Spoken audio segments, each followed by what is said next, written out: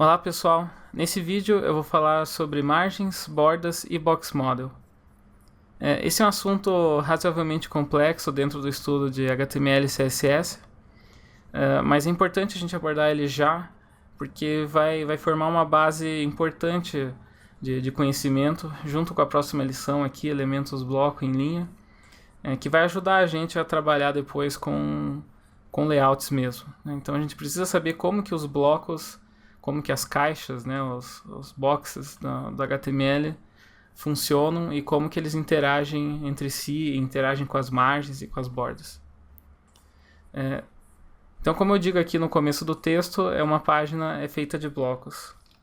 Se eu usar aqui as ferramentas de desenvolvedor do Firefox, que é Ctrl+Shift+I, eu consigo clicar aqui nessa flechinha e dar uma olhada nos blocos que compõem a página.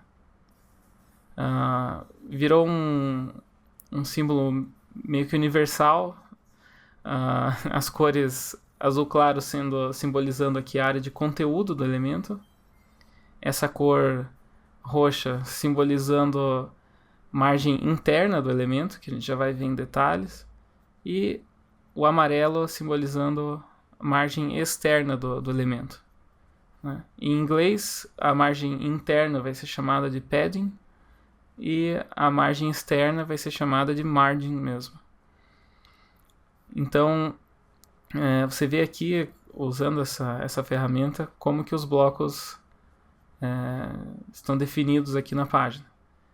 Se eu não faço nada com esses blocos, eles vão ficar empilhados um em cima do outro. Por exemplo, esse parágrafo está em cima desse, que está em cima desse, que está em cima desse título e assim por diante. Mas eu posso usar algumas técnicas, que nem nesse caso aqui, para colocar itens lado a lado. Esse tipo de técnica a gente vai ver mais para frente. Então, fechando aqui essa ferramenta por enquanto, eu tenho um outro arquivo chamado margens, bordas, boxmodel.html, onde a gente vai fazer aqui alguns testes. Vou criar uma tag style para que a gente possa pôr o CSS direto aqui na página para simplificar um pouco as coisas. Vou criar uma div com o nome de exemplo, para que a gente possa fazer alguns testes. Se eu atualizo aqui a página, eu não vejo nada na tela. Isso é porque a div não tem nenhum conteúdo e ela simplesmente não aparece.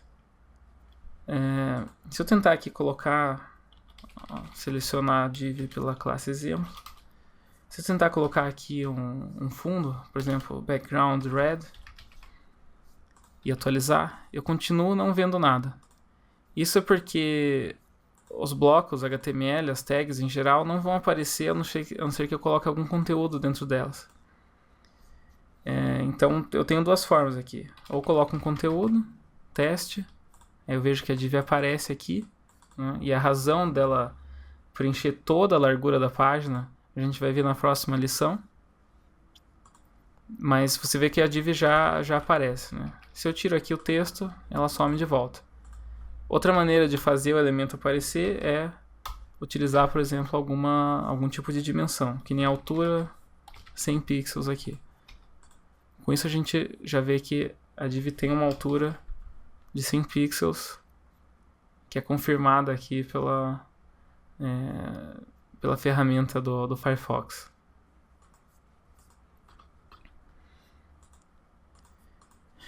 Então vamos tentar fazer uma coisa um pouquinho diferente aqui, começar a aplicar margens e bordas para ver como que essa div se comporta. Vou colocar aqui um parágrafo. Parágrafo exemplo.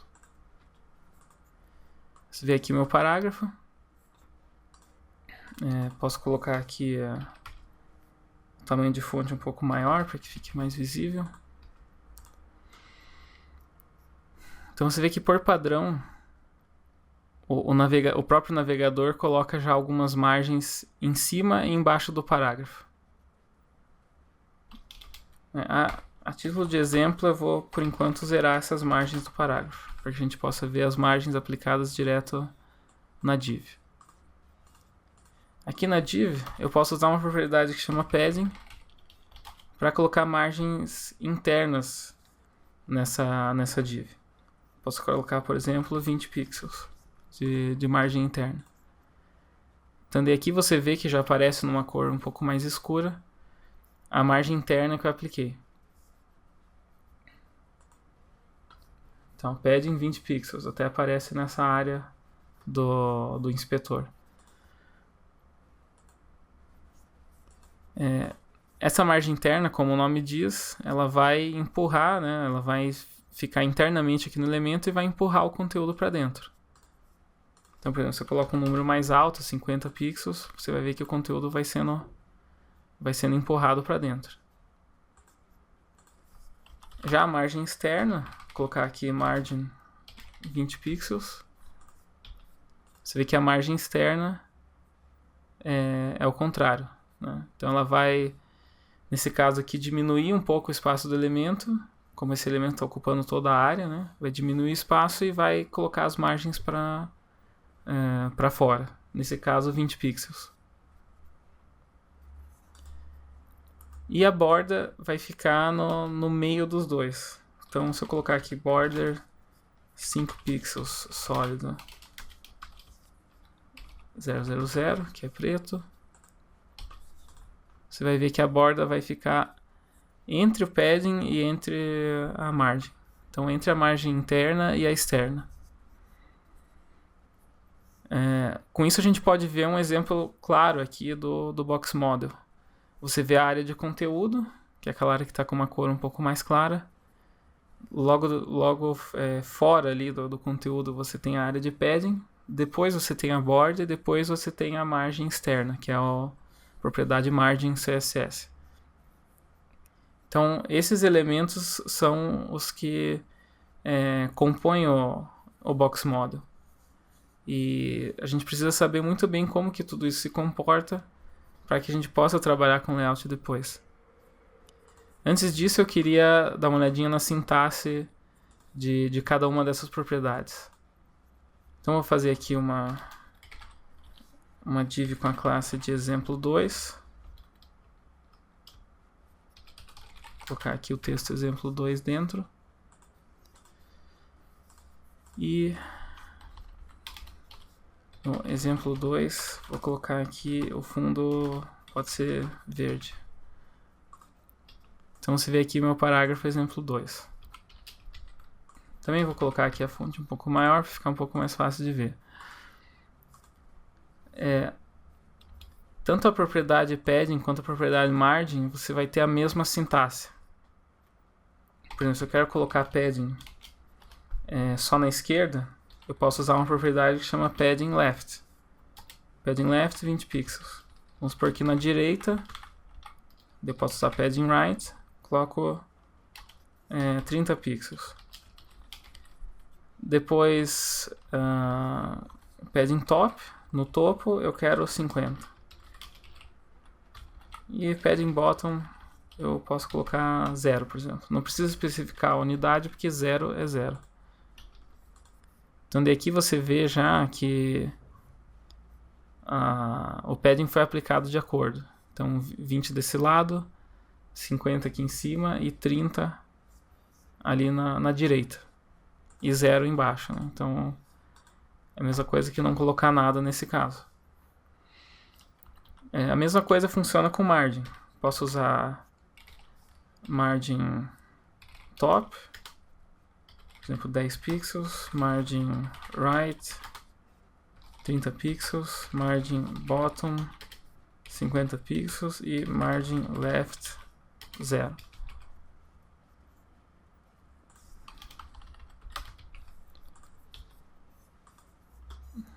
Com isso você vê que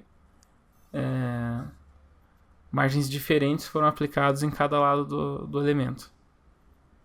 A margem de cima em si não mudou, porque essa é uma questão importante sobre margens, que se você tem dois elementos com margem um depois do outro, essas margens elas vão se sobrepor. Você vê que a margem aqui do exemplo 2, a margem de cima, está se sobrepondo, né, com a margem da div exemplo. Então esse é um dos comportamentos importantes que a gente precisa ter em mente de margem.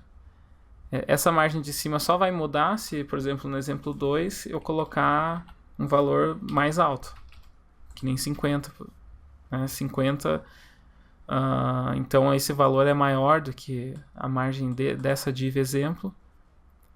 Então, nesse caso, elas acabam se distanciando mesmo. Mas o funcionamento padrão é as margens se sobrepor dessa forma. E por fim, a sintaxe de border, ela é um pouquinho mais extensa, né? Então esse aqui é um atalho que eu digitei, que eu já vou demonstrar de novo. Mas a gente pode fazer dessa forma. Border, left, color. Então eu especifico a cor da borda da esquerda. Por exemplo, vermelho. Border, left, width, que é a largura. 10 pixels. Border, left, style, que é o estilo. Geralmente você vai usar sólido ou algum outro tipo. Eu posso usar, por exemplo, dotted, que é o pontilhado. Então, nesse caso, eu tenho uma borda pontilhada de 10 pixels na esquerda. Mas é claro que isso acaba ficando muito extenso mesmo, né? Então a gente pode condensar tudo isso numa propriedade só, que é border left. No caso aqui só para a borda na esquerda. Então border left, coloco a largura que eu quero, coloco o estilo e coloco a cor. Então você vê aqui que atualizando o resultado é o mesmo. Então a mesma coisa eu posso fazer para os outros lados. Border right, 5 pixels, dashed, que é o tracejado, blue, que é azul. Então você vê aqui uma borda tracejada azul. E assim por diante. Você vê aqui que eu usei só a propriedade border. Se eu especifico só border, eu estou especificando uma borda para o elemento inteiro. Então essa é a maneira mais fácil e mais curta de especificar uma borda para tudo. Já para padding e margin, eu vou ter alguns outros atalhos que eu posso usar. Então vou fazer aqui uma div exemplo 3. E vou colocar aqui exemplo 3. Vou criar uma nova regra para exemplo 3. Vou colocar dessa vez o fundo amarelo. Então a gente tem aqui o exemplo 3. Se eu quero especificar padding ou margin só para, por exemplo, se eu quero colocar um padding em cima e embaixo e eu quero colocar outro na esquerda e na direita, que é muito comum, posso colocar dessa forma. Por exemplo, eu quero 20 pixels em cima e embaixo, quero 50 pixels na esquerda e na direita. Então nesse caso a gente vai estar colocando padding cima, baixo e esquerda, direita. O primeiro valor vai valer para cima e para baixo, o segundo para esquerda e para direita. Dessa forma aqui. Então você vê que a gente tem 20 em cima e embaixo, 50 na esquerda e na direita. Se eu deixo um valor só, 50 pixels, que nem está no primeiro exemplo, o valor vale para todos os lados. Se eu coloco 3 valores, aqui esqueci de fechar. Se eu colocar 3 valores, por exemplo, 20 pixels, 50 pixels e 70 pixels, o primeiro vai valer para cima, o segundo vai valer para esquerda e direita, e o terceiro vai valer para baixo. Então, como eu tenho essas regras em sequência, só a última que vai ser aplicada. Então aqui você vê que eu tenho 20 em cima, 50 esquerda e direita e 70 para baixo. E se eu quero especificar um padding para cada lado, sem precisar ficar especificando dessa forma, com 4 declarações, posso só escrever padding e começar no topo e no sentido horário até chegar na esquerda. Então no topo eu quero 20, na direita eu quero 60, embaixo eu quero 30 e na esquerda eu quero 100. Então vai ser dessa forma, acima e daí no sentido horário, direita, baixo e esquerda.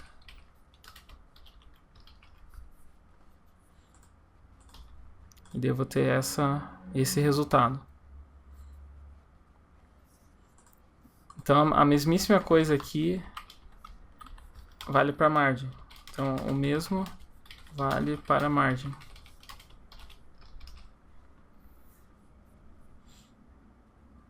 Dessa forma a gente consegue condensar esse tipo de declaração em uma coisa só. Então tudo isso aqui que eu escrevi é a mesma coisa aqui. Deixa eu até colocar aqui na ordem porque fica mais fácil de visualizar.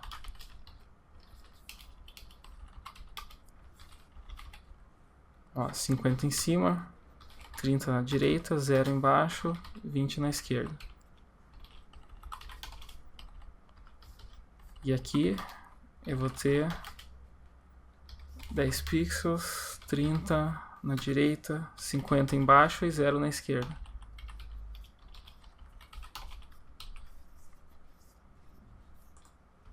Você vê aqui que nada mudou. Então o resultado é realmente o mesmo. Bom, e a única coisa... desculpa, a última coisa que eu queria mostrar aqui nesse vídeo seria o funcionamento do Box Model, que ele não é, por padrão, muito intuitivo. Então a gente viu aqui os elementos que compõem o Box Model. Então você tem a área de conteúdo, a área de padding, a borda e a margem, né, externa. Mas tem mais uma coisa que a gente precisa ver, que dá bastante confusão na cabeça. Então você vê aqui que, por exemplo, nesse exemplo 1, a gente colocou padding, colocou margem, borda. A div, ela por padrão ocupa toda a tela, só que como eu coloquei margem, outros elementos e tudo mais, outras propriedades, CSS, né, você vê que essa div ela diminuiu. Né, então ela tinha um tamanho X e daí ela diminuiu para esse tamanho aqui, que é essa área vermelha. Isso nem sempre vai acontecer exatamente dessa forma. Então, vou colocar aqui um exemplo 4. E fazer uma conta bem simples aqui. Exemplo 4. Colocar o fundo de novo vermelho. E vou colocar aqui agora eu vou colocar uma largura de 200 pixels.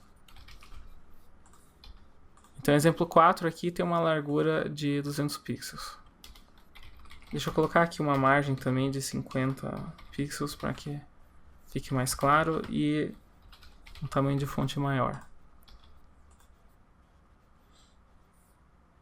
Então você vê aqui que essa div ela tem, segundo o próprio Firefox ali, ó, div.exemplo4 tem 200 por 30 pixels. O 30 eu não especifiquei, então ele a altura é livre, como eu não especifiquei nada. Então se eu colocar aqui mais linhas de texto, você vê que a altura ela é livre. Só que a largura não. Então se eu colocar uma palavra aqui muito grande, você vai ver que ela vai cair para fora do elemento. Se eu tiver várias palavras, mas com espaço entre elas, elas vão acabar quebrando a linha dessa forma. Então esse é o funcionamento básico quando a gente começa a definir dimensões para os elementos. Então, mas além disso, tem um outro ponto importante. Eu tenho aqui uma largura de 200 pixels. Eu coloquei uma margem de 50. Se eu coloco aqui uma borda de 10 pixels, sólido, e daí cor preto, você vai ver que aconteceu o seguinte. A div agora, se você vê que o Firefox tá me dizendo que a div tem 220 de largura. Então a gente vê aqui que quando a gente aplica padding e borda a um elemento, né? Deixa eu até colocar um padding aqui. Padding 20 pixels. Você vai ver que, né, você vê que o elemento ele aumentou aqui. Então eu tenho 200, aí eu vou ter mais 20 de padding em cada lado, mais 10 de borda em cada lado. Eu vou ter um resultado de 260 de largura. Então se eu estou montando um layout que conta com essas larguras bem precisamente, né, para montar as colunas de texto, de imagens e tudo mais, eu vou acabar quebrando o meu layout. Então esse é um erro comum assim, que acontece, que é não contabilizar esse tipo de diferença. Aí como que eu resolvo isso? Aí eu tenho duas formas principais de resolver esse tipo de coisa. A forma antiga, que você até vai ver ali nas lições, porque quando eu criei esse curso já faz algum tempinho, era a forma que era mais utilizada. Você pode fazer, por exemplo, eu vou criar aqui mais uma div, exemplo 4. Agora chama de exemplo 5. Então, vamos supor aqui que eu tenha exemplo 5. Vou colocar aqui o mesmo, os mesmos estilos, né? Então você tem a div aqui. Você vê que ela tem 260. Uma maneira de resolver isso é você fazer uma div dentro, por exemplo, com a classe de interna, e daí você coloca teu conteúdo aqui, né? E em vez de você colocar padding e borda no exemplo 5, você coloca exemplo 5 espaço ponto interno, ou seja, a div com a classe interna que está dentro de exemplo 5. Aí eu coloco padding e borda, que são as coisas que influenciam ali nesse caso na largura, dentro dessa div interna. Com isso você vai ver que ela vai voltar para 200 pixels. Tá vendo? Ó, confere ali 200 por 90. Por que isso acontece? Isso acontece porque quando você tem uma div ou qualquer outro elemento onde você não especificou a largura, aí a borda e o padding vão subtrair do total, que nem acontece aqui, por exemplo, né? Essa div ela tá sem nenhuma largura definida, então por padrão ela vai ocupar toda a largura disponível. Se eu volto aqui no exemplo 1 e coloco assim, especifico, né? Não, eu quero a largura 100% da tela. Você vai ver que ela vai passar aqui, eu vou ficar com uma rolagem horizontal até, porque eu vou ter 100% da tela, mais padding, mais borda. E vou acabar quebrando também o meu layout. Então, uma técnica que se utilizava muito no passado era essa. Você colocava uma div interna, ou seja, você tinha que ter um pouco de markup de tags adicionais aqui, o que não é muito desejável, mas era o necessário para que você pudesse aplicar borda e padding sem perder essa largura aqui que foi especificada.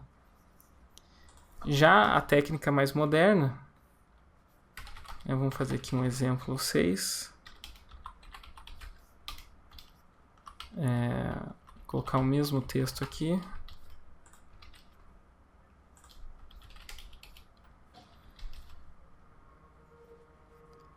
Já no exemplo 6, a gente pode usar aqui uma outra técnica. Vou colocar aqui as mesmas características. Aqui a gente tem o exemplo 6. Deixa eu só mudar esse número para 6. Opa, mudei do exemplo 4. Vamos lá. Exemplo 6 aqui. Então a gente tem as mesmas características, você vê que elas têm as mesmas larguras. Nosso objetivo é que ela fique com a largura que eu especifiquei, que é 200. Para isso eu posso usar uma propriedade razoavelmente nova que chama box sizing, que agora já tem um suporte excelente nos navegadores. Mas quando esse curso foi criado, ele ainda não tinha essa expressividade, né? Então, essa propriedade box sizing, com essa propriedade eu posso mudar a forma como o box model trabalha. Então eu posso especificar aqui o que eu quero que seja considerado como o tamanho da caixa em si, o tamanho do box. Por padrão, o navegador ele considera o box em si sendo essa área de conteúdo. Então por isso que se eu aplico 20 pixels de padding de cada lado, eu vou ter 240 pixels ao invés de ter 200. Então o que o navegador faz? Coloca essa caixa aqui, que é a caixa de conteúdo, com 200 pixels, depois mais 20 mais 10, e aqui mais 20 mais 10. Por isso que dá 260. Agora eu posso especificar que eu quero que a caixa considerada seja a caixa de padding, ou seja, não incluiria a borda ainda iria adicionar, ou mais comum, que o valor mais comum, que com certeza é o mais utilizado, é você pegar a caixa da borda, ou seja, vai incluir borda, padding e conteúdo no mesmo elemento, formando um bloco único. Então esse bloco vai ter 200 pixels e daí borda e padding vai espremer o conteúdo dentro daquela largura que eu defini. Então o padrão de box sizing é um valor que chama content box. Então é a caixa de conteúdo que eu te mostrei ali. Outro valor é padding box, que praticamente nunca é usado. E o mais comum é border box. Então isso aqui você vai ver direto em frameworks, em sistemas de grade e tudo mais, porque isso daqui já está sendo utilizado amplamente hoje em dia em vários websites, incluindo o meu.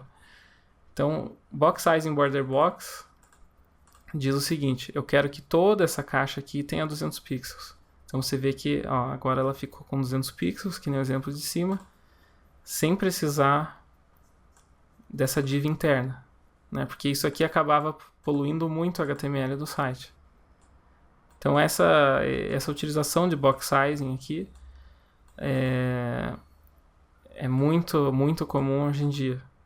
Então você tem a caixa da borda tendo 200 pixels e daí a borda e o padding vão para dentro dessa caixa, em vez de irem para fora, que nem nesse exemplo 4. E com isso, então, recapitulando, a gente está trabalhando aqui com blocos. A tag div é um exemplo desse tipo de bloco.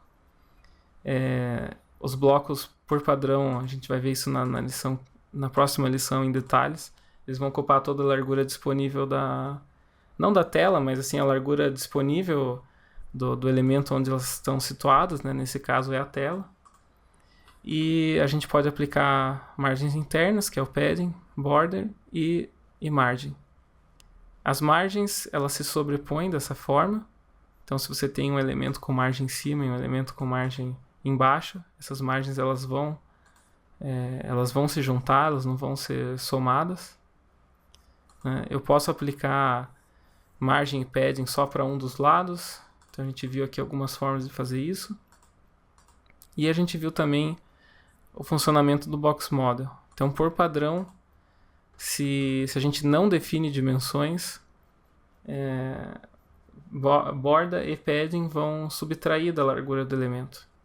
Mas se eu defino aqui que nem 200 pixels, borda e padding vão adicionar a largura do elemento, o que acaba confundindo bastante a construção de layouts. Por isso que hoje a gente usa a propriedade box sizing, ou então, num método um pouco mais antigo, a gente pode usar uma div interna e aplicar borda e padding na div interna, ao invés de aplicar na div de fora. Na div de fora a gente só coloca a largura. Com isso a gente consegue manter um pouco, vamos dizer assim, a sanidade do layout. Então, para essa lição é isso, e até a próxima.